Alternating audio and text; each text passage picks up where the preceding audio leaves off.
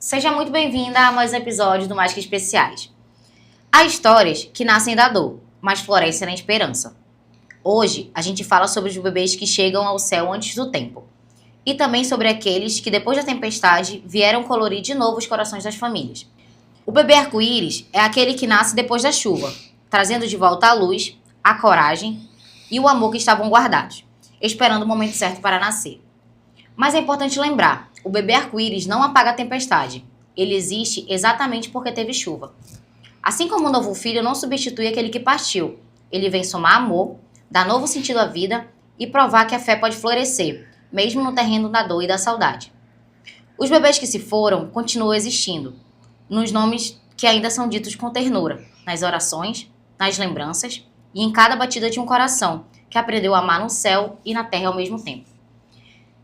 E é isso que vamos conversar aqui hoje, sobre viver uma gestação depois da perda, sobre recomeçar quando o medo ainda mora bem pertinho, e sobre transformar a dor em propósito, porque ser mãe de um bebê arco-íris é acreditar todos os dias que o amor é mais forte que qualquer tempestade. E se você viveu ou também vive uma jornada, esse episódio é para você. E se você ainda não viveu, que ele te ajude a entender, acolher e enxergar com mais empatia essas histórias, essas mães, esses filhos, esses amores que são mais que especiais.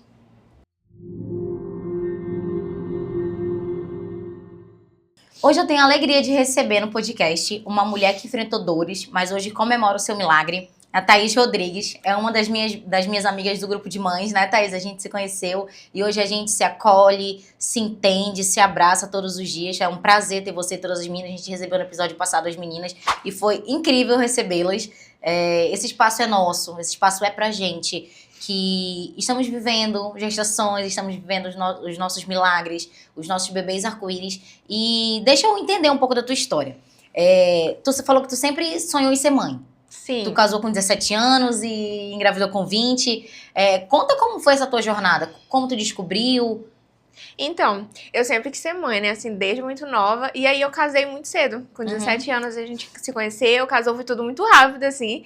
E aí eu já queria logo ter filhos, né? Mas sempre aquilo, tem que aproveitar o casamento e tudo mais. Só que a gente não tava tentando, mas também não tava nenhum evitando, tipo, né? não tava evitando. Na hora que viesse, ia vir. E aí quando foi em abril de 2023, eu descobri a primeira gestação. Tu já tava com quantos anos de casada? 2. Já tinha curtido bastante. Já dava para curtir, já curti muito. Aí, em abril de 2023, eu descobri a primeira gestação, que foi a do Ravi, né? E assim, eu já tava... Todo mês eu ficava naquela expectativa, né? Ai, será que eu tô grávida? Será que eu tô grávida? E nesse mês que eu achava que eu não tava, foi o mês que eu descobri a gestação. Então, a menstruação tava ali atrasada, mas eu tava meio resistente pra fazer o teste, porque eu tava com medo de levar um negativo. Falei, não vou fazer. Mas aí um dia eu acordei e falei, eu acho que hoje eu vou fazer. Quando eu comprei, coloquei lá, acendeu, assim, subiu as 2 linhas. E como foi o teu sentimento? Qual foi o teu coração explodindo? Assim, eu fiquei muito feliz e ao mesmo tempo tremendo, eu não consegui fazer surpresa, não consegui esperar, contei pelo celular mesmo, saí mandando pra todo mundo, porque era tão assim, era um momento tão esperado, sabe? E aí eu contei pro meu esposo, né, pelo celular mesmo, a gente foi. E aí, aquela ansiedade pra fazer ultrassom, nossa, eu já saí postando, nem esperei fazer ultrassom, saber se tava tudo bem, nada. O Beto... E ele, como foi a aceitação dele, assim? Ele ficou muito feliz também, né? Era o primeiro filho, o primeiro neto, então tava todo mundo naquela expectativa. E aí, a gente foi fazer o primeiro ultrassom, ouviu o coraçãozinho, emoção. Gente, não dá nem pra acreditar. Não existe emoção maior. Eu tava falando pra Thaís, eu fiz a minha tem uns dias atrás. E foi uma emoção quando a gente ouve aquele... É o melhor barulho do mundo. Sim, o coraçãozinho a gente batendo. Não tá entendendo nada, porque é só um cisquinho assim. Mas assim, se eu ouvir o coração, ver que tá tudo bem, é um alívio, né? E aí a gente foi vivendo cada dia. Eu tinha um pouco de receio, porque muito se fala sobre a perda ali no começo, né? Mas já era uma realidade pra ti? Tu já tinha noção, assim? Não, era algo muito Zero, distante, né? assim, tipo, não vai acontecer comigo, não tem a menor chance disso acontecer. Eu sou nova, a gente é saudável. Eu não tinha 20 ninguém anos, perto né? de mim que tinha passado por isso, pelo menos eu não sabia. Então era uma coisa muito distante. E aí a gente fez o morfológico do primeiro trimestre, tava tudo bem. Aí eu falei, pronto, agora não tem mais como nada dar errado. E aí a gestação foi seguindo, a gente descobriu com 17 semanas que era um menino. Todo mundo achava que era menina. A gente só ficava, é Isabela, é Isabela. E aí, quando chegou lá, o menino com as pernas abertas, tipo, olha aqui, ó, sou eu. Nada de menina.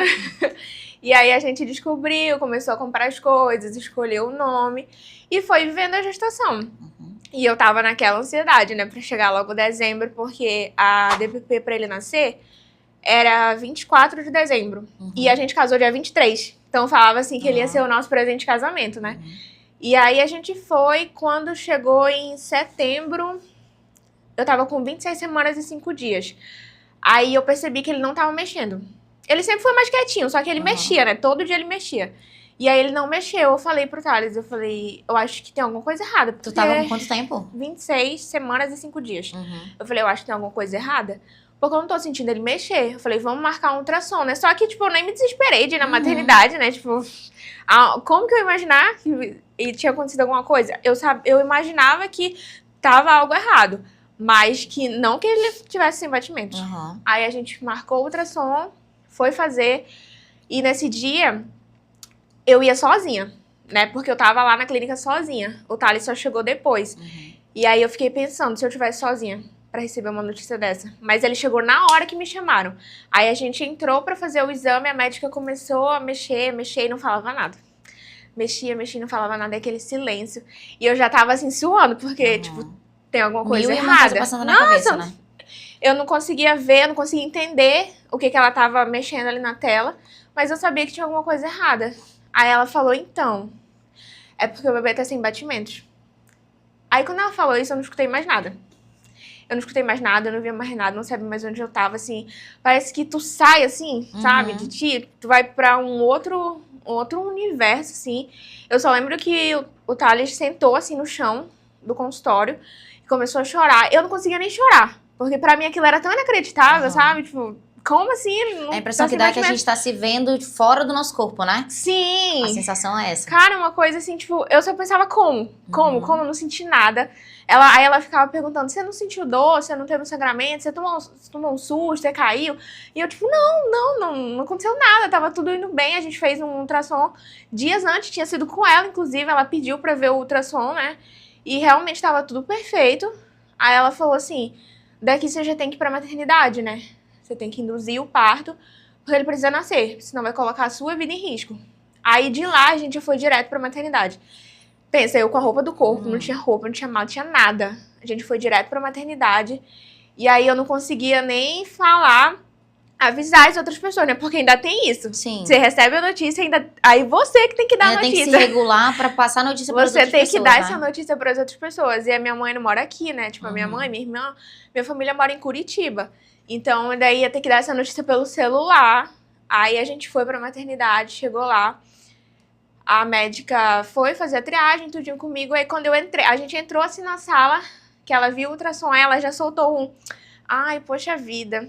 Mas vocês são novos, logo vocês vão ter outro. Isso na maternidade já? Assim que eu cheguei na maternidade. Aí, tipo assim, eu não tinha nem entendido o que tinha acontecido ali, aí, sabe? Tipo, o meu filho ainda tava ali na minha barriga. E ela já falando, tipo, vocês vão ter outro. Esse aí não significa nada. Como se um filho substituísse o outro, né? Sim, porque as pessoas têm essa ideia, né? Aí ela explicou pra gente tudinho como ia funcionar a indução, né? E eu queria muito ir pra uma cesárea. Porque o parto normal era um sonho pra mim. Mas não naquela circunstância. Porque eu sabia que eu ia sentir dor, que eu ia sofrer. Mas o meu filho não ia vir pra casa comigo, né? E a parte boa, né? Sim, tipo, aquela recompensa que faz toda a dor valer a pena, aquilo não ia ter pra mim. Então, eu queria ir pra uma cesárea, mas ela falou que eles não iam fazer, né, a cesárea. Tipo, no meu caso, não tinha uma indicação de cesárea. E como era maternidade pública, eu também não podia exigir. Então, eles só falaram que iam fazer a indução, que poderia demorar, tipo, dias, horas. Eles não sabiam quanto tempo ia durar. E aí eu comecei assim, a entrar em desespero por medo de sofrer, né? Sentir dor, de não aguentar. Aí já vem as primeiras violências que a gente vai sofrendo. Porque eles me colocaram num quarto junto com outra grávida. Aí ficou eu e meu esposo numa cama e do outro lado tinha uma outra grávida com o esposo dela. E aí vivendo realidades totalmente diferentes, né? E constrangimento tanto pra mim como pra ela. Porque ela via a gente ali, né? Passando por tudo aquilo e ela com o bebê dela ali, tudo bem. Então foi um constrangimento assim para as duas famílias. Ela já tinha tido o neném? Não, ela tava internada porque, assim, eu não sei exatamente por quê, mas ainda faltava, assim, um tempo pro bebê dela nascer, né? Mas ela perguntou assim, eu lembro que ela perguntou de mim, né? Tipo, o que aconteceu? Tu sentiu alguma coisa? Aquelas perguntas, assim, meio que com medo, sim, né? Sim, Eu Isso até entendo. É ruim até pra ti, no sentido de ver e querendo ou não sentir uma inveja ali, porque a gente sente, quando a gente Sim. fala inveja, tem um sentido pesado da palavra, mas não tem outra palavra. É inveja. A gente queria estar vivendo aquele sonho da pessoa. E aí, pra ela também, questão de medo, pode acontecer comigo. Exatamente. Né? Não é saudável pra nenhuma das partes. É um constrangimento, assim. E aí a gente ficou naquele processo de indução, né? Começou de manhã, aí as dores foram aumentando. E eles não me deram, assim, tipo, nenhum suporte emocional e também nenhum remédio pra aliviar a dor, sabe? Tipo, eu já tava sentindo aquela dor na alma mesmo. Tu já tinha entrado em trabalho de parto? Eu me perdi nessa linha do tempo. Como foi pra você? Tu saiu da clínica onde tu tava fazendo ultrassom, tu foi pro hospital, pra maternidade? Sim, direto. E aí tu entrou em trabalho de parto lá, eles induziram? Como é que foi? Eles induziram o trabalho de parto, porque até então, tipo, o meu colo não tava dilatado, tava super grosso, assim, a médica, quando ela foi me examinar, ela falou, tipo, o colo tá super grosso. Realmente, se eu fosse esperar o meu corpo dar sinais, eu acho que ainda iria demorar, porque não tinha. Tu tava com 6 meses ainda? Então, eu não entrei em trabalho de parto. Aí eles começaram a indução, né? Com a medicação. E aí começou as contrações leves, as espaçadas. Aí foi aumentando o ritmo, a intensidade. Foi ficando bem intenso. E aí, quando chegou na hora que ele ia nascer mesmo, né? Que eu percebi. Que veio Durou assim... quanto tempo? Olha, foi umas 8 horas. Esse processo todo, assim. Sentindo dor ali. E assim, chegou o momento... Quando chegou perto mesmo da hora dele nascer, que foi ali... Ele nasceu 6h30. Quando chegou assim, umas 5h30, eu tava sentindo tanta dor, que eu comecei assim a passar muito mal, sabe? E eu pedia remédio e eles não me davam. Eu pedia um remédio pra aliviar mesmo a dor, sabe? Que eles poderiam ter me dado. E eles não me davam, assim. Tipo, eles nem iam lá. Eles me deixaram lá e nem voltaram lá. Tanto que na hora que ele nasceu, que eu comecei a sentir vontade de fazer força, né? Eu falei pro meu esposo, eu tô sentindo vontade de fazer força, eu acho que ele vai nascer. Ele foi chamar o médico. Quando eles voltaram, ele já tinha nascido. Tipo, quando ele nasceu, não tinha ninguém. Quarto mesmo, foi no quarto mesmo, com a grávida e o esposo dela lá. Né? Eles eu vivendo algum suporte, ali. assim, emocional ou ajuda? Depois, no outro dia, que eles foram enviar eles mandaram uma psicóloga, né, pra conversar com a gente. Mas assim, foi meio que só pra cumprir protocolo, sabe? Não foi pra realmente dar um apoio. Não, eu digo do casal. Não. Eles não falaram nada. Eu acho que eles ficaram super constrangidos, né? Tipo, a mulher ganhando o bebê aqui do nosso lado. E ainda mais nessa circunstância. Porque quando ele nasceu, ficou aquele silêncio, né? Sim. Tipo, o único choro que tu ouvia era o meu. Né? E aí eu lembro que eu queria levantar. Eu tava deitada, né? Eu queria levantar porque eu queria pegar ele. Eu queria ver ele. E a enfermeira me segurando. Ela segurava isso aqui meu. Pra eu não levantar, pra eu não ver. Eu até entendo, né, que, tipo, talvez na cabeça dela, se eu visse, eu pegasse ele, ia ser pior. Mas cada um escolhe, né? Exatamente. Eu queria pegar ele, eu queria ver ele, e aí não foi. Ela veio, como ele nasceu ainda na bolsa, né, empelicado, que falam, aí o médico abriu, cortou o cordão, tudinho, aí ela veio e pegou ele e levou. Ainda tinha a outra parte, que era... Ele tinha que pesar 500 gramas ou mais pra gente ter o direito de sepultar, de levar ele. Senão, a gente não ia poder nem levar ele. Ele ia ficar lá no hospital e eles tratam como se fosse um lixo hospitalar. Desse jeito. O médico falou assim, que se ele tivesse 500 gramas ou menos, a gente não ia poder levar e ficar lá pra estudo, depois eles descartam, tipo, como se fosse nada. Que choque. Aí, quando ela levou pra pesar ele, eu fiquei assim, eu só ficava dentro de mim, meu Deus, que ele tenha mais de 500 gramas, que ele tenha mais de 500, nem que seja 510, sabe? 502, mas que ele tenha mais de 500 gramas, porque eu preciso levar ele daqui. Eu não vou conseguir deixar meu filho aqui. E aí ela foi, quando voltou, ele tinha 730 gramas. Eu falei, ai, graças a Deus. Pelo menos a gente vai conseguir fazer o sepultamento. Todo ritual, né? Que é se despedir. Porque a gente já não teve o direito de fazer nada disso lá no hospital, né? De ficar com ele, de se despedir. Então, pelo menos a gente ia poder dar uma despedida digna, né? Como é que eles tratam o bebê assim, como se fosse nada, sabe? E aí ela levou ele, eu ainda precisei passar pela curetagem, porque a placenta não saiu toda, eu tava tendo bastante sangramento, aí a médica falou, né, que eu precisava fazer a curetagem pra parar a hemorragia, porque eu tava perdendo muito sangue, tanto que eu fiquei muito pálida, assim, branca, de tanto sangue que eu perdi. Aí eu fui fazer, a curetagem era tipo umas 1h da manhã, que eles me levaram pra fazer. E aí, quando eu acordei da anestesia, né, que eles dão a sedação, você apaga. Quando eu acordei, eu tava na sala de recuperação, junto das outras mães que tinham passado pela cesárea. Violência atrás de violência. Aí era assim, tinha umas 4 camas, todas as camas tinham o bercinho ao lado e o bebê. E só a minha que não. E aí eles não deixaram o Thales ficar comigo como acompanhante, porque só podia acompanhante mulher. Só que eles nem isso informaram. Porque se eles tivessem falado que podia uma acompanhante mulher, eu poderia ter chamado alguém pra ficar comigo, né? Pra eu não ficar sozinha. Não. E aí eu não podia sair da sala. Tinha que esperar um intervalo de horas pra eles me liberarem pro quarto. Eles não deixavam o Thales entrar pra saber a notícia minha. Aí eu não podia falar com ninguém, era assim. E aí toda hora alguém perguntava, cadê o teu bebê? Onde é que tá o teu bebê? O que aconteceu, sabe? Aí eu tinha que ficar explicando a mesma história. Naquele momento que a gente não quer falar nada. Sim, e sofrendo sozinha, sabe? Tipo, tudo que eu queria era meu marido. Eu só queria ele. E aí eu tive que ficar lá nessa sala sozinha, sem falar com ninguém e ainda ouvindo os bebês chorando, vendo as mães amamentando, naquela alegria que, tipo, elas não tinham culpa pelo que tinha acontecido comigo. Mas eu também não tinha culpa. Então, foi bem difícil. Aí eles me liberaram, voltei pro quarto e no mesmo dia eu recebi alta. Aí veio a outra parte difícil, né? Que é você sair da maternidade sem o bebê. Sim. Você entra com o bebê, sai sem o bebê e vê todo mundo saindo com seus filhos e você ali saindo sem... Eu queria muito ir embora da maternidade, porque aquele ambiente estava assim, me deixando, sabe? Tendo que lidar com tudo aquilo. Mas quando chegou o momento de eu pegar a alta, que caiu a minha ficha. Que eu ia embora sem ele.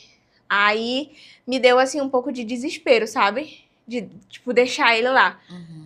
E aí a gente foi pra casa, isso foi no sábado, só na segunda que a gente foi conseguir fazer todo aquele processo, porque o hospital ainda ficou enrolando a gente, sabe? A gente voltou lá no domingo, porque precisava de uma declaração que eles iam dar pra gente poder levar na funerária. Aí a gente foi lá várias vezes e nunca tava pronto. Ai, não, tá faltando isso. No hospital? Não tá faltando isso. Aí o médico preencheu errado. Ele esqueceu de assinar. Toda hora uma desculpa, sabe? Assim, um descaso. E a gente só queria passar logo pra conseguir dar os próximos passos, né? E aí só foi na segunda, 3 dias depois, que a gente conseguiu fazer esse processo. E aí foi tudinho, fez ali e fez o sepultamento dele, né? Aí foi depois disso que eu acho que a minha ficha começou a cair de verdade. Porque até então eu tava tão anestesiada, assim, sabe? Que, tipo, eu ficava olhando, assim, pra parede e eu não falava nada. Eu só ficava olhando pra parede o tempo inteiro, assim. E, tipo, parecia que eu não ouvia o que as pessoas falavam comigo. Parecia que a gente fica fora mesmo, assim, sabe? Tipo, parece que a gente tá... Não sei, eu não sei explicar. Né? Eu acho que só quem passa realmente uma situação dessa é quem entende. Tu tá falando, eu tô me vendo na tua situação. Realmente, esse olhar do se ver de cima, tu se vê de longe, e tu se vê de fora. O mundo tá acontecendo ali e tu tá parado. O teu mundo tá parado e tu não tem reação, mas ao mesmo tempo assimilando tudo, entendendo, porque tem coisas burocráticas que a gente precisa resolver também, no teu caso, né? Tirar o teu bebê dali, sair também. E minimamente bem, porque tu tinha passado por uma cesárea, tu fez a curetagem, o abalo emocional, o impacto físico também disso, tava te custando muito. É só realmente quem passa que entende. Eu falo que eu não tive resguardo, né? E os mais antigos falam que quando a mulher não tem resguardo, ela fica louca. Eu falo, eu fiquei louca, então. Porque assim, eu não tive resguardo, perdi meu filho, pronto, não volto mais ao normal. E aí, quando a gente foi fazer o processo de tirar a certidão dele, né? A gente não conseguiu colocar o nome dele na certidão. Porque ele nasceu sem vida e o rapaz falou que não. Que, tipo, pra colocar o nome, ele teria que ter nascido vivo, nem que ele ficasse vivo só 1 segundo. Mas, tipo, é meio que assim, só vale se tiver vivo. Se não, não é considerado, entendeu? Aí a gente não conseguiu colocar o nome dele. Isso também foi uma outra coisa que me doeu muito. E aí a gente passou todo esse processo, aí veio os primeiros dias, né? Eu acho que os primeiros dias, assim, nossa, eles são insuportáveis. É aquele momento que tu não sabe se tu corre, se tu grita, se tu chora, se tu vai à loucura, assim. É tantos sentimentos que tu só falta ficar literalmente louca. Eu só chorava, eu passava, assim, o dia inteiro chorando, eu não comia, eu não bebia água, eu falo que eu tava um zumbi. Porque eu não comia, eu não bebia água, eu não falava com ninguém, eu não queria ver ninguém, eu não queria falar com ninguém, sabe? Porque as pessoas, elas não vêm te procurar porque elas estão preocupadas. Elas vêm te procurar porque elas são curiosas. Elas querem saber o que tu fez, se tu caiu, O que tu deixou se tu de levou fazer. um susto. No dia que a gente tava lá no velório, chegavam várias pessoas e ficavam, tu tomou um susto? Tu caiu? Tu fez isso? Tu fez aquilo? E eu tava, tipo assim, eu queria ter aquele momento com o meu filho, sabe? Tipo, era a última vez que eu ia poder ficar com ele. Eu tava pra mandar todo mundo embora. Expulsar todo mundo e ficar na sala só eu e meu marido. Porque a gente não tinha nem direito disso. Era toda hora alguém chegando e querendo saber o que a gente tinha feito ou deixado de fazer. E aí tu já tá se sentindo culpada. Porque eu já tava me sentindo super culpada, né? De por que eu não fui no médico antes? Por que eu não percebi que ele tinha parado de mexer? Por que eu não percebi que tinha alguma coisa errada? E eu já tava me sentindo super culpada. Mas o que os médicos falam? Eles falam que teria... Eu também senti essa dúvida com o Matheus Filho. Ah, se eu tivesse percebido antes, se eu tivesse ido antes. Mas a médica me tranquilizou. Ela disse, meu amor, não tem nada que você pudesse ter feito. E isso me tirou um peso muito grande. No teu caso, aconteceu a mesma coisa? Então, na verdade, não tinha como a gente saber que tinha algo errado. Porque, a princípio, nos exames, tava tudo certo, entendeu? Então, realmente, e ainda tinha, tem, sabe? É válido lembrar também que 6 meses ainda é consulta mensal, né? Não é consulta quinzenal, então não E tem. assim, a minha obstetra, meu Deus, era uma negação, sabe? Eu tinha alguns sintomas, assim, eu sentia muita dor de cabeça. Então, eu sempre falava pra ela que eu sentia que ele mexia muito pouco. Então, aquilo me gerava uma certa preocupação. Eu falava pra ela, eu acho que ele tá mexendo muito pouco, eu acho que ele... Não sei, com esse tempo ele já deveria mexer mais, porque eu conversava com outras grávidas e elas falavam assim, nossa, tipo, meu bebê mexe e tal, eu consigo ver. E eu achava que ele mexia pouco. Aí teve um dia que ela falou assim pra mim, ai, vocês não sabem o que vocês querem.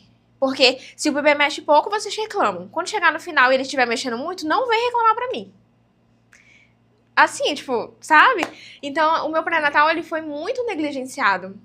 Depois, quando tudo aconteceu, eu entrei, assim, numa loucura de querer descobrir o que tinha acontecido. E aí, eu passava os meus dias revendo todos os meus exames, pesquisando, procurando alguma coisa de errado, sabe? Meu marido até falava, né? Tu tá andando em círculo, porque isso não vai te trazer uma resposta, nem vai trazer ele de volta. E realmente não ia. Só que eu queria uma resposta. A gente sempre Eu quer queria alguma coisa, né? que me falasse, tipo, foi isso que aconteceu. Entendeu? Porque pra mim, não ter resposta nenhuma era muito enlouquecedor. Com certeza. Eu já tinha perdido meu Até filho. porque ninguém perde um filho e fica por isso mesmo. Sim, não, e na maternidade mesmo, o médico que fez o meu parto, ele falou, tipo, ah, isso é normal. Não precisa investigar. Às vezes acontece na primeira gestação, mas depois dá tudo certo. Tipo, como que é normal? Sabe? Um bebê que já tá ali todo formado, já tá, tipo, no final da gestação. E nem no começo. Nem no começo, não é normal nunca. O normal é a mulher engravidar, ter o bebê e trazer ele pra casa. Qualquer coisa fora disso, que é o não que a gente... Desculpa. Que é o que a gente acha que é normal, né, Thaís? Todo mundo... Eu achava que engravidar era a coisa mais fácil do mundo. Ter o seu bebê, assim, era muito... A prematuridade, Matheus Filho nasceu prematuro. A prematuridade pra mim era muito distante da minha realidade. Muito fora da minha bolha. Eu não tinha ninguém perto, não tinha amigas, assim. Então, não foi uma coisa que eu estudei, não foi uma coisa que eu pesquisei. Era muito distante. E, assim, até um dos objetivos do podcast também, trazer que tem mulheres que não têm essa facilidade. Como tu falou, tu com 20 anos, tu viveu tudo isso com 20 anos, uma menina. Muito jovem. Que, teoricamente, está ali na sua fase mais fértil, saudável. Exatamente. Né? E não é o caso, não é a realidade de muitas mulheres. Eu falo que passar por tudo isso, tira a nossa inocência, assim, sabe? E tira até um pouco da beleza da gestação. Da empatia também, eu percebo que eu tô, assim, um pouco sem empatia com as pessoas. O problema das pessoas, pra mim, não é problema, sabe? Eu ficava, assim, depois que tudo aconteceu, eu ficava vendo, assim, parecia que nada podia me abalar, sabe? Tipo, Eu olhava assim, as pessoas reclamando das coisas, eu ficava tipo, meu Deus, isso tem solução. Eu me O sinto, meu eu me problema- sinto uma menina super poderosa, o meu assim, problema que eu não consigo tem- resolver qualquer coisa. O meu nosso problema não tem solução. Tipo, não importa o que eu faça, ele não vai voltar, entendeu? Agora, qualquer outra coisa, você pode Você resolver. Tudo fica tão pequeno e a gente fica até um pouco sem saco, assim, pras pessoas, né? Tipo, quando vem alguém reclamar, falar, eu via algumas pessoas, assim, reclamando, tipo, da maternidade. Até hoje eu tenho ranço eu disso. sinto muito ranço, eu já sei do que Até tu vai hoje, falar.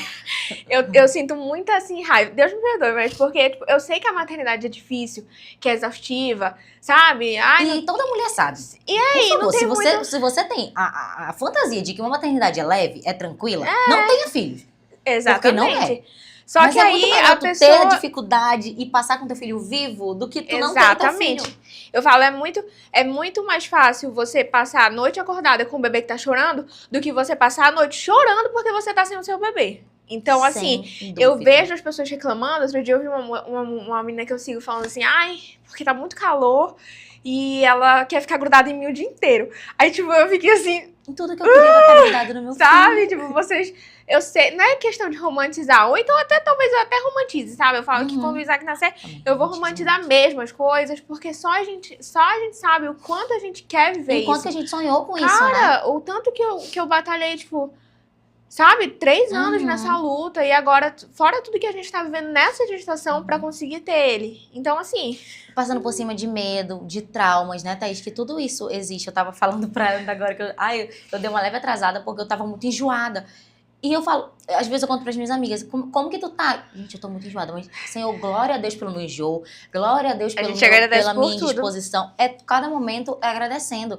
Glória a Deus por estar tendo a graça de gerar de novo, porque isso era um medo muito grande. De não Sim. poder gestar, de não poder gerar, de não poder sentir o bebê dentro de mim, de não ter outro bebê nos meus braços. E medo que vai acompanhar eu e meu marido por muito tempo? Vai, mas aí é terapia. Como eu falo, né? É o um nosso dia de grupo de cada mães, um dia de vez. cada Não vez. E a tem gente outra. vai levando. É muito difícil mesmo. Aí foi passando todo esse processo, né? Aí veio as primeiras vezes, as primeiras datas. Chegou o dia que era pra ele nascer, que pra mim, assim, foi uma das piores datas pra eu passar, né? Quando chegou ali, porque era Natal, tava todo mundo feliz, todo Era mundo 24, postando... né? 24 de dezembro. Todo mundo postando foto, assim. E meu marido até falava, né? Tipo, as pessoas não têm culpa do que aconteceu com a gente. Mas eu senti raiva Mas de eu ver... também não, então tá sentia tudo bem. raiva de ver a felicidade das pessoas, sabe? Tipo, as pessoas fazendo foto no Natal com seus filhos, suas famílias perfeitas. E eu ali, sabe, só querendo um buraco pra eu me enterrar. Depois que tudo aconteceu, eu comecei a pesquisar muito e aí eu vi que, pelo que tinha acontecido comigo, uma das principais causas era a trombofilia. E aí eu fui na ginecologista obstetra, né, que é a médica que tá comigo até hoje, e falei que eu queria investigar a trombofilia. E aí ela me pediu todos os exames, assim, são exames que o SUS não cobre, ele só cobre se você já tiver passado por 3 perdas. E mesmo assim é muito difícil, tem muitos exames que nenhum plano cobre, você tem que fazer particular, a gente gastou, assim, muito dinheiro pra fazer esses exames, só que eu queria ter uma resposta, eu falei, eu vou até o fundo do poço pra eu conseguir. E aí eu fiz muitos exames, só que na época não trouxe uma resposta tão clara. Deu ali uma alteração, mas a médica disse que essa alteração, assim, isolada, ela não seria responsável pela minha perda. Aí, liberados pra tentar engravidar de novo, ao mesmo tempo que eu queria muito, eu também não queria. Isso entre a gestação do Ravi e do segundo bebê? Isso foi, janeiro de 2024. E eu engravidei do segundo bebê em abril de 2024. Tá. 1 ano depois da gravidez do Ravi, assim. Eu falo que todos os meus filhos são de abril, praticamente, né? E aí, em abril de 2024, eu descobri a segunda gestação. Aí, assim, essa gravidez que vem depois da perda, ela já é, assim, um misto, porque vem a alegria, mas também vem o medo. Aí você quer celebrar, mas ao mesmo tempo você tem que se conter. Aí tu se culpa porque tu sente medo, tu se culpa porque tu sente alegria. Se tu sente alegria, tu se sente culpada porque aí parece que tu tá esquecendo o outro filho. Mas se tu chora de saudade, tu se sente culpada porque as pessoas falam, não, você não pode chorar, porque esse bebê vai sentir. Vai passar tudo pra ele vai achar que ele tá sendo rejeitado. Aí, assim, tu fica ali, tipo, tá, eu faço o quê, então? E aí, o medo de contar pras pessoas, o medo de fazer um ultrassom. Eu nunca mais fiz um ultrassom em paz, tá? Nunca mais. Assim, as grávidas normais, né, elas esperam ansiosamente pelo dia do ultrassom. Até a médica falar que tá tudo bem, eu fico assim, ó. consigo respirar de tanto medo. E é natural, né? Eu comentei sobre isso com a minha obstetra e ela falou, isso é um monstro, é o teu fantasma que vai te acompanhar até pelo menos ele completar 1 ano. Quando ele completar 1 ano, são outros fantasmas e tá tudo bem. Você vai fazer terapia, você vai lidando com as armas que você tem ali pra ficar bem, pra sobreviver àquilo e vai seguindo. Sim. Mas o fantasminha, ele vai te seguir, o teu monstro, ele vai estar ali contigo de vez, Sempre. porque é impossível a gente passar por uma situação dessa e achar que tá tudo bem, não vai ficar. Porque assim, no normal, o maior medo de um pai e de uma mãe é perder um filho.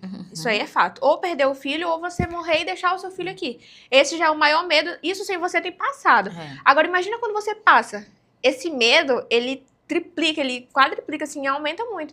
Porque você pensa assim, eu não aguento passar por isso de novo. E era o que eu pensava, eu não aguento passar por isso de novo, eu não aguento passar por isso de novo. E aí, com 6 semanas, eu tive um sangramento, assim. Aí eu falei, meu Deus, pronto, perdi, já era. Aí a gente foi fazer um ultrassom e chegou lá, ouvi o bebê, ouvi o coração, a médica falou que tava tudo bem. Aí eu respirei aliviada, né? Tá tudo bem. Só que eu continuei tendo esse sangramento. Aí a gente começou ali umas medicações, parava, voltava, ficava naquela. Só que aí com 8 semanas eu tive um sangramento dessa vez mais intenso. Eu falei, não, tem alguma coisa errada, agora a gente vai... Isso já da terceira? Não, da segunda ainda. Aí a gente foi na maternidade. Quando chegou lá, a gente vai ficando meio que experiente nessas coisas, né? Tipo, hoje quando a médica coloca, eu já sei exatamente onde ela tá, onde fica o coração. Eu vejo mexendo, eu sei que tá batendo, então eu já sei tudo. Quando ele colocou e eu vi parado, ele nem precisou falar, eu mesmo já falei. Falei, não tem batimentos, né? Ele falou, não. Tá sem batimentos, bebê. Tu percebeu um pouco mais de empatia da primeira? Da forma que lidaram contigo, assim? Eu acho que não. No geral, assim, os médicos são bem frios. Bem secos, né? Assim, eles realmente... Eu não sei por quê, mas eles... Porque, na verdade, pra eles é só mais um, sabe? Eles vai sair dali, fechar a porta e... Eles lidam tanto com isso que eles perdem a humanidade. Então, pra eles é só mais um paciente. É só mais uma gestação que não evoluiu. E, geralmente, quando é no começo, né? Aí que eles não dão valor mesmo. Ele falou, não tem batimentos, realmente. Aí eu voltei com a médica. Aí ela olhou pra mim assim e falou, nossa, mas pra quem já perdeu um bebê com 6 meses, perder com 8 semanas não é nada. Simples assim. Tipo, não é nada, né? Não é nada pra ela. Eu já tava perdendo meu segundo filho, então pra mim era muita coisa. E aí, esperar o processo ali do corpo, né? Entender o que aconteceu. E aí isso pra mim também foi muito difícil, porque eu queria que acontecesse logo. Eu não sabia quando ia acontecer, se ia doer ou não. Eu já tava muito traumatizada do parto do Ravi, que foi muito doloroso pra mim. E aí eu não queria sentir dor, era tudo que eu não queria. Eu só pedia, assim, Deus, que eu não sinta dor, sabe? Que aconteça de uma vez. Aí tá, aconteceu. Aí a gente voltou com a médica, né? Isso foi em final de abril ali. Aí veio o Dia das Mães. Meu primeiro Dia das Mães... com 2 perdas. Ia ser o primeiro sem o Ravi, já foi o primeiro sem o Ravi e sem o segundo bebê. Meu Deus, assim, eu queria literalmente sumir nesse dia. Porque as pessoas, elas já não te veem como mãe. Aí, essa segunda gestação, muita gente não sabia. Então, não souberam também da minha perda, né? E aí, foi tudo muito difícil. E aí, parece que a gente vai se afundando. O buraco vai ficando mais fundo, assim. E aí, passou maio, junho. Em junho eu tava grávida de novo. Assim. 2 meses depois. Meu Deus. Aí, essa terceira gestação, a gente já literalmente não comemorou, né? Tipo, na hora quando eu fiz ali o teste, que eu vi grávida, aí, tipo, a gente já ficou, tipo, não vamos criar expectativa. Não vamos criar expectativa. E como que tava o teu tratamento da trombofilia? Não tava tratando.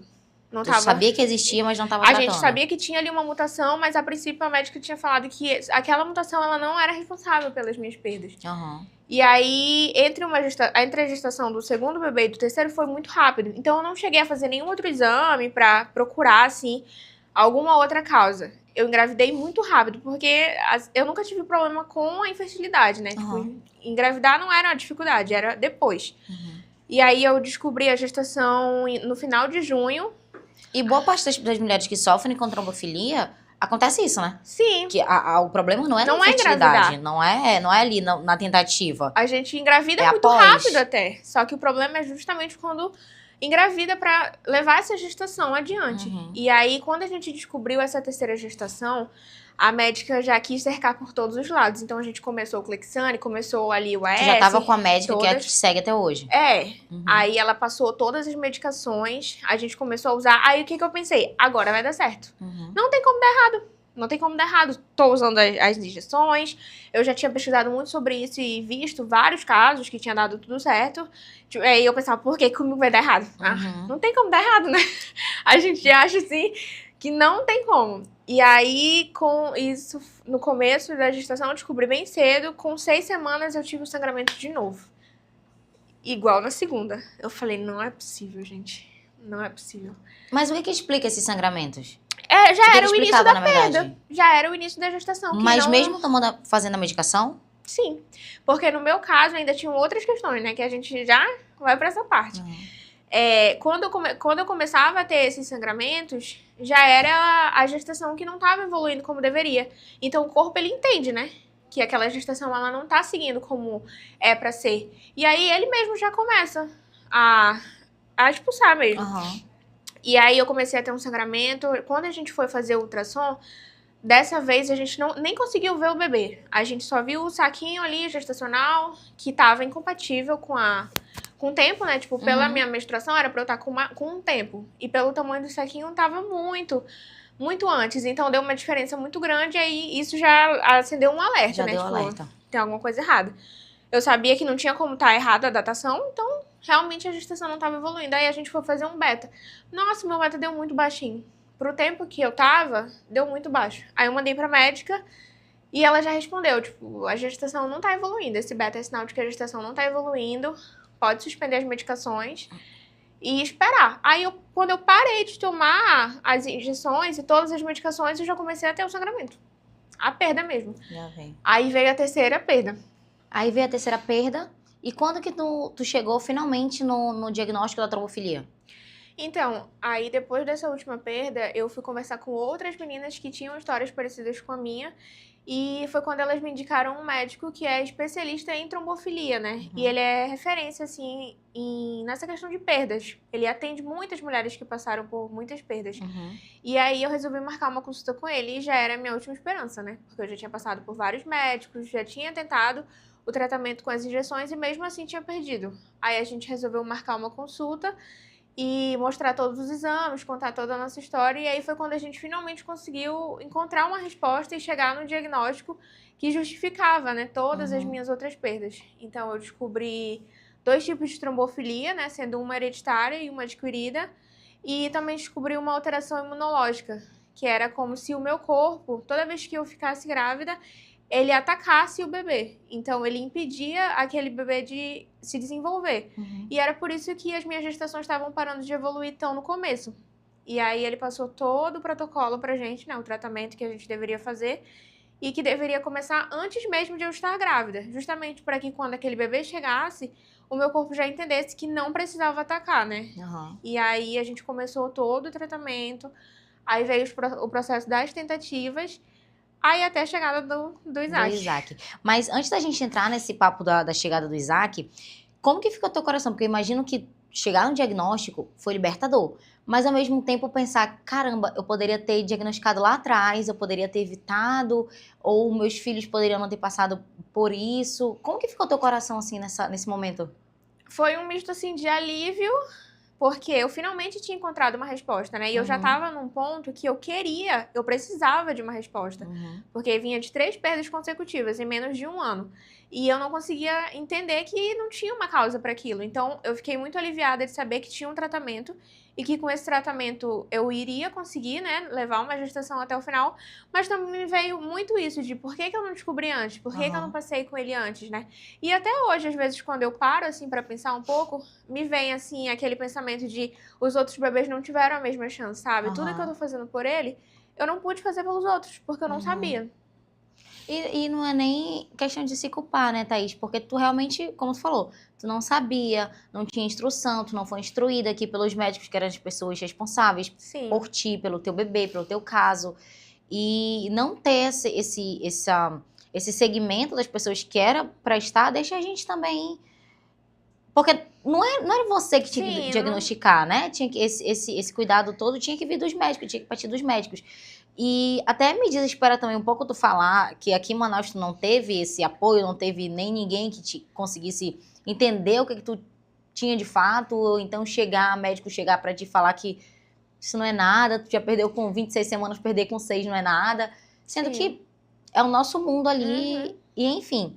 É realmente lamentável, lamento muito tudo que tu passou, todas as violências que tu viveu, mas que bom que estamos num novo momento, vivendo o nosso milagre, o nosso bebê arco-íris, que vem pra renovar mesmo, assim, eu acredito que Deus sabe exatamente o momento certo Sim. que Ele coloca, quando a gente está preparado, e tem coisas que a gente vai ter que aprender que a gente nunca vai descobrir. Exatamente. Talvez seja nessa vida, talvez a gente nunca descubra, e Ele sabe de todas as coisas, a gente tem que ter essa fé, essa confiança. E quando tu descobriu a gravidez do Isaac, quando tu viu positivo, o que passou na tua cabeça? Nossa, passou... Eu fiquei muito feliz e ao mesmo tempo com muito medo. Uhum. E foi assim, é um misto de sentimentos, né? O positivo depois de uma perda, no meu caso, depois de 3 perdas, ele já não é como o primeiro. A gente perde toda aquela inocência, aquela alegria. Uhum. Então, eu fiquei com muito medo. E, assim, todo dia, toda hora, aquele pensamento de aflição, assim, né? Quando eu contei pro meu esposo, ele, tipo, e agora? O que a gente vai fazer? Será que dessa vez vai dar certo? E a gente foi fazendo, né, todo o tratamento com muita fé de que iria dar certo, mas o medo ali todo o tempo Com presente, certeza. assim. O medo é o fantasminha que fica grudado aqui, né? Igual papagaio. Fica grudado aqui na gente e acompanha a gente em todo lugar. E pra piorar, né, a minha situação, que a gente já não tá com o emocional lá, essas coisas. Uhum. Quando eu tava com 6 semanas da gravidez do Isaac, eu tive um sangramento. Igual como nas outras perdas. Aí E eu aí pensei, o coração eu pensei, já era. De novo eu perdi, não é Uhum. possível, eu tô fazendo tudo. E não foi, aí a gente foi fazer ultrassom. Eu acho que nesse caso chega até a ser um pouquinho pior também, né? Assim, emocionalmente eu tô falando. Porque tu já tava com o melhor médico que tu achava, Sim. né?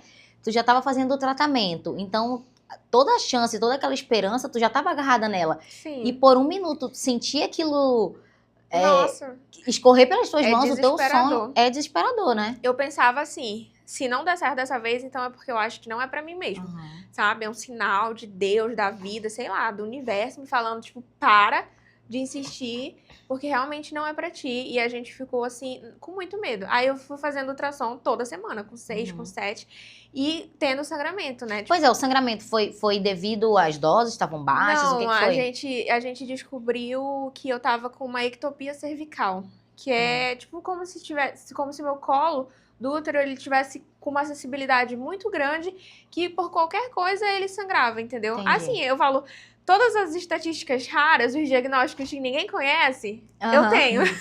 Então, assim, eu nunca nem tinha ouvido falar, né? Quando a médica falou, eu tipo, o que é isso?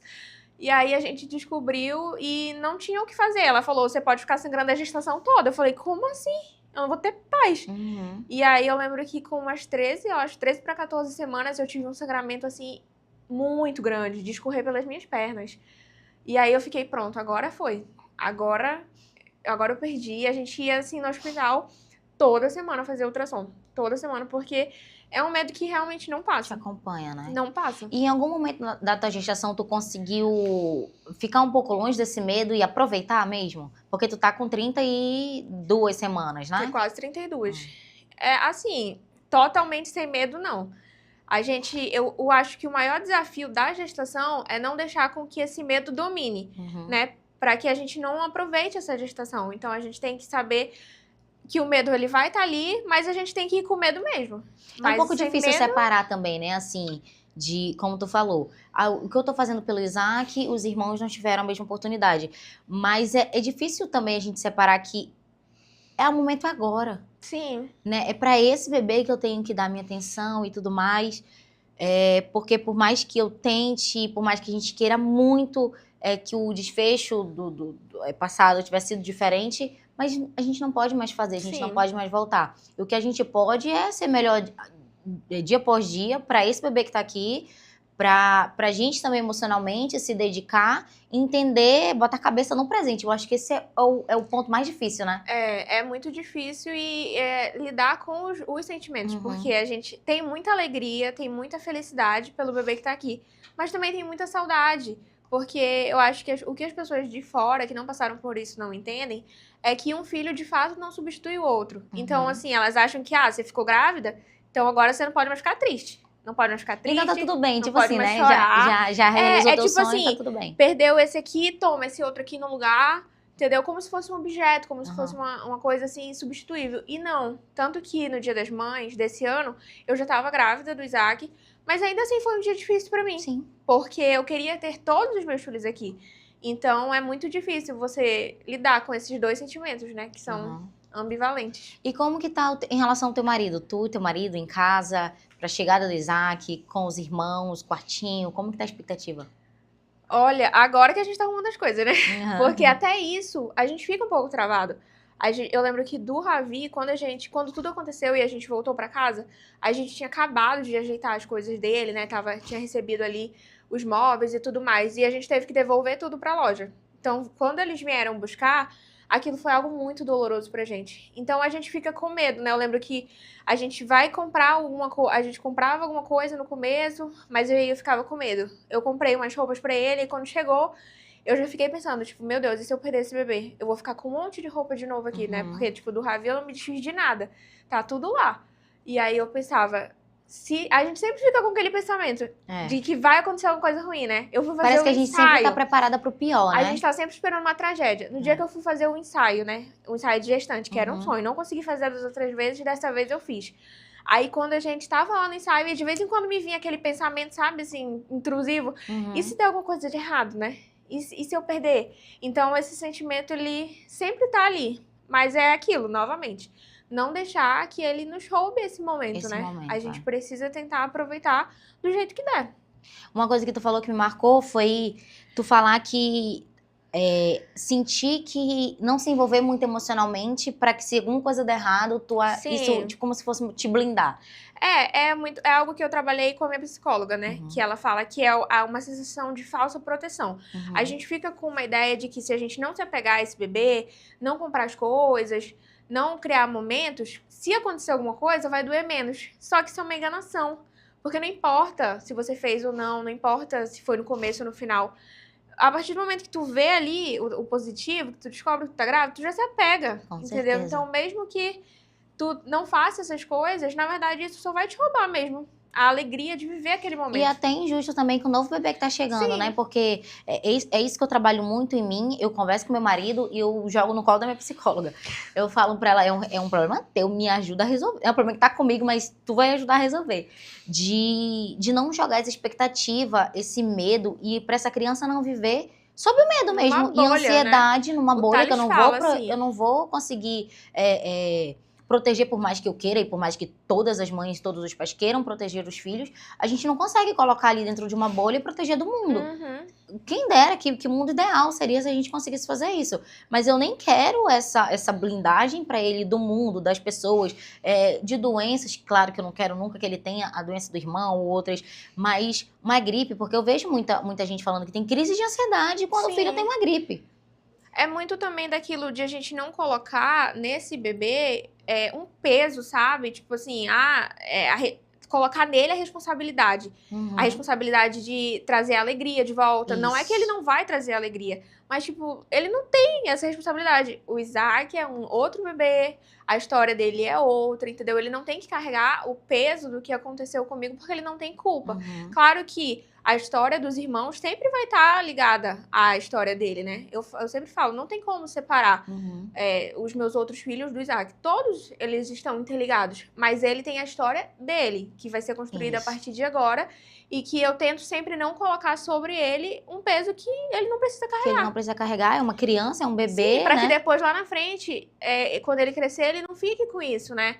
Tipo assim, poxa, eu cresci com esse peso em cima de mim, porque eu sou o bebê arco-íris. Ou então eu nasci pra suprir uma necessidade dos meus pais. Exatamente, eu falo, não, ele não veio ocupar o lugar de ninguém. Cada um dos meus filhos tem um lugar único no meu coração. E ele é a história dele, entendeu? E como que tu faz pra conectar os irmãos com a gravidez, com a chegada do irmãozinho? Qual é o ritual que tu consegue unir, assim, os teus filhos? Pra mim é sempre importante incluir eles, né? Porque volta aquilo. As pessoas acham que quando chega um, os outros são apagados. Então, eu sempre tento incluir de alguma forma. Tipo, eu vou fazer um ensaio. Aí a gente tem um ursinho que a gente fez com a roupa que era do Ravi, né? Que é o ursinho da memória. A gente levou o ursinho pro ensaio. Tirou umas fotos com o ursinho pra simbolizar que ele tava ali com a gente de alguma forma. Eu mandei fazer o porta-maternidade, que a gente fez dele. A gente colocou 3 anjinhos. Ah, Então, depois me passa o contato que eu quero fazer. então, assim, sempre... E quando eu vou falar alguma coisa da gestação, eu sempre faço questão de mencionar os outros. E isso não é, tipo, ela não deixa o passado, ou então tá cultivando a dor, tá cultivando o sofrimento. Não. É porque eu quero incluir todos É os porque meus filhos. são os teus filhos igual o Isaac é, né? Exatamente. Não tem nenhum mais que o outro. Eu não amo mais nenhum do que o outro. Amo todos de maneira igual e quero que todos estejam presentes. A diferença é que o Isaac tá aqui, ele vai permanecer por muito tempo, se Deus quiser, com muita saúde. Amém. E ele vai ser motivo de muita alegria, de renovação para a família de vocês, assim como ainda não sabemos o sexo, mas essa expectativa eu coloco de vir com muita saúde, de vir renovar, assim, Sim. sabe? Como eu falei no começo, Deus sabe o momento certo de colocar o bebê, arco-íris, assim, na vida da gente, Sim. sabe? Depois de tudo que a gente passou, que a gente sofreu, como a gente precisa, mais uma vez voltando e reiterando, não colocando expectativa de que eu preciso de um filho a todo custo, não é isso. É realmente que a gente se encontrou naquele lugar de mãe, é o nosso sonho, então celebrar isso é muito bom, enfim. Mas eu quero te perguntar, o que que o Isaac hoje, tu consegue se resumir, o que que o Isaac significa pra ti? Ressignificação. Assim, ressignificação mesmo de tudo que a gente passou, né? Cada momento que eu vivo com ele, que eu não pude viver com os outros bebês, é como se eu de fato estivesse ressignificando, né? Tipo, o ensaio, o parto, que é um momento que eu idealizo muito pra ressignificar tudo que eu vivi no parto do Ravi. Então é realmente assim um recomeço, um renovo. Eu falo que ele me trouxe um fôlego de vida, porque antes dele parecia que eu tava literalmente só existindo, sabe? Sobrevivendo, A gente né? tava sobrevivendo mesmo. E agora não. É realmente um respirar, assim. Parece que a vida volta a ter outra cor, né? Sim. Outro sentido e a gente fica mais leve, Dá uma mais sorridente. força pra gente caminhar. Porque aí, Com certeza. não que os nossos outros filhos não nos deem, claro, É. né? Porque eu sempre, antes do Isaac chegar, eu sempre falava, e até hoje eu falo, que é por eles também. Tudo que eu Com faço certeza. é por eles também. Mas quando ele chegou, assim, trouxe aquela vontade de viver de novo, né? E eu acho que o tempo todo que... Antes da gestação dele, eu não tinha dado, assim, ainda um sorriso sincero, sabe? Eu acho que o primeiro sorriso sincero que eu dei mesmo, depois das perdas e de tudo que eu passei, foi quando ele chegou. Foi quando eu voltei a rir, Que de lindo. verdade. Eu não sei como a gente não chorou até aqui. Tá muito A terapia madura. tá em dia. E se tu pudesse deixar um recado pra uma mãe que passou por uma perda, que tá ainda traumatizada, tá com medo, e tá com medo de tentar de novo... Qual a mensagem que tu deixa pra essa mãe de renovação, de esperança, de tentar que vai dar certo? Tem mulheres também que desistem e tá tudo bem, cada um lida de uma forma. Nós tentamos de novo e era nosso sonho, e estamos aqui vivendo essa alegria plenamente. E qual a mensagem que tu deixa pra essa mãe que por algum motivo desistiu, ou tá com medo, ou já engravidou e o medo ainda continua muito grande? Eu acho assim, primeiro ponto é que o medo não passa, né? Ele não vai passar, ele vai nos acompanhar em todos os dias. Mas a gente tem que ir com medo mesmo, porque vale a pena. Se eu tivesse deixado o medo me dominar, hoje eu não tava aqui vivendo tudo isso, né? Eu não ia estar tão perto de ter o Isaac nos meus braços. Então, não deixar que esse medo te paralise. E se você, por algum motivo, desistiu, tá tudo bem também, porque só a gente sabe o nosso limite, sabe? Só a gente sabe até onde a gente aguenta. Então, se esse é o teu limite, tá tudo bem. Você não é menos e nem mais mãe por isso. E é importante falar que ela continua sendo mãe, né? Porque nós somos mães já. De um anjo que tá no céu, né? As pessoas falavam, você ainda vai ser mãe. Não, eu já sou mãe. Eu sou mãe e eu sempre falo, quando perguntam, esse é o primeiro? Não, eu sou mãe de 4. 3 no céu e 1 na terra. E assim, é muito o que diz aquele versículo, né? Que o choro pode durar uma noite, mas a alegria vem pela manhã. E essa noite, às vezes, pode ser muitas noites. Pode ser muitos dias, pode ser meses, pode ser anos, como foi o meu caso. Mas uma hora a alegria vem, então não há tempestade que dure para sempre. uma hora a alegria vem. Eita, que agora eu tive que segurar o choro. Ai. Eu até me perdi no que eu ia falar. Ai, que mensagem bonita, hein? Se eu tô assim, imagina quem tá assistindo em casa. Ai, calma aí, deixa eu me recompor. Calma, a gente vai precisar. Ai, eu já vou finalizar. Mulher. Que boquinha poderosa, hein? Meu Deus. Foi linda a tua mensagem, viu? Adorei. Olha que eu nem pensei nada antes, foi só... Ah, foi linda, foi linda. Ah, O nosso, a eu vou gente até vai estar lá, a gente dar o meu choro. se desmontando. Ai, O editor tá falando que não vai tirar. Então continua. Momento de emoção, precisei de um tempinho pra me recompor aqui. Mas demorou a gente chorar um pouquinho, né, Thaís? É, Precisava. hoje até que... A mensagem da Thaís foi muito bonita, me tocou realmente, porque é exatamente o que eu penso. E pra hoje eu não poderia estar mais feliz com esse episódio, assim, de felicidade completa, né? Na verdade, pra completar, só precisava do meu Matheus Filho aqui. Mas eu sei que de como forma ele tá, Sim. foi ele que mandou, eu acredito muito também que nós engravidamos 4 meses depois. Que ele voltou pro céu, e era exatamente a idade que ele tinha. Então, isso pra mim tem uma ligação muito forte de que ele contou pra Papai do Céu, sabe? Sim. Contou pra ele, disse, olha, manda um irmãozinho, uma irmãzinha pra minha mamãe, pro meu papai, sabe como eles precisam. Então, acredito que a mesma coisa tem acontecido contigo. Eu tô muito feliz e realizada com esse episódio. Eu planejava, sabia que ia ser legal, sabia que ia ser passar uma mensagem legal para as pessoas de casa, mas eu não sabia que ia me tocar dessa forma. A gente já fica emotiva por conta da gravidez, dos Sim. hormônios, mas foi muito legal. Eu quero te agradecer muito, Thaís. Dizer também que lamento o que tu passou, as violências e tudo que... E é por isso que a gente tá aqui, para falar, tanto para profissionais quanto para pessoas normais do dia a dia. Sim. Que, por exemplo, tu falou daquele casal, não precisava de muita coisa, tu não, tenho certeza que naquele momento tu não queria, até porque entendia o momento que eles estavam vivendo, mas você tá precisando de alguma coisa, tem alguma coisa que eu possa fazer para te ajudar? Exatamente. Naquele momento ia ser assim, ia valer muito pra ti, ia fazer super a diferença pra ti. Pro outro pode não custar nada, mas pra gente, a gente sabe como um abraço, sem falar nada, sem precisar falar, um abraço ali, como que ia valer, como que ia mudar a tua experiência. Volto a dizer, lamento muito todo mundo que tu encontrou, mas isso te preparou para de alguma forma estar mais forte, para viver plenamente o Isaac, a chegada do Isaac, com muita saúde, que vai renovar a família de vocês, o amor, a esperança, a alegria. Eu quero te agradecer por estar comigo aqui hoje. E você de casa, se foi tocado de alguma forma, já quero fazer o convite. Se inscreve no canal, comenta, deixa uma mensagem pra Thaís, pro Isaac, de boas-vindas, bem-vindo ao mundo. Que ele seja muito feliz e realizado. E enfim, que a família de vocês seja ainda mais cheia de amor, de alegria. E é tudo isso que eu desejo. E você já aproveita para se inscrever no canal, compartilhar esse vídeo, mandar para alguma mãe que vive ou que vê sua jornada, que ainda por algum motivo está com medo de seguir adiante, de tentar uma nova gestação. E como a gente comentou, se ela chegou no seu limite e acha que deu, tá tudo bem também. Mas compartilhe mais que especiais. Aqui a gente acredita que cada história, cada bebê é realmente mais que especial. E é por isso que estamos aqui. E é por isso que esse projeto inteiro faz tanto sentido na minha vida. Com histórias como a tua, como a do Isaac, como a do Ravi. E eu quero mais uma vez agradecer mesmo, tô muito feliz, não tem outra forma de terminar. E você que ficou com a gente até o final, mais uma vez, muito obrigada. Até o próximo episódio.